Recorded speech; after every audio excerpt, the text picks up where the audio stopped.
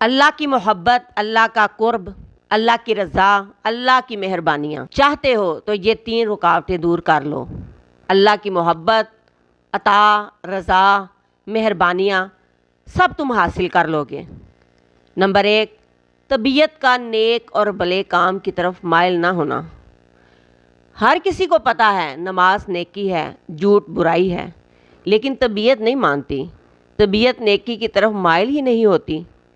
طبیعت کی چادر، پردہ، بوجھ انسان کو نیکی نہیں کرنے دیتا۔ نمبر 2، معاشرے کی رکاوٹ۔ یہ کام کروں گا تو لوگ کیا کہیں گے، داڑھی رکھوں گا تو لوگ کیا کہیں گے۔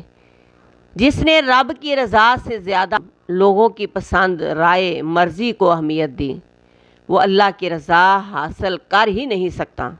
رسم و رواج کے پیچھے چلنے والا، رسم و رواج کو رب کی رضا پر فوقیت دینے والا اللہ کی محبت حاصل نہیں کر سکتا۔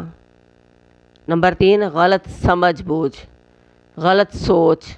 جب سوچ، سمجھ بوجھ غلط ہے تو کام بھی غلط ہی کرے گا۔ صحیح سمجھ کے لیے قرآن پڑھنا پڑے گا، حدیث پڑھنی پڑے گی،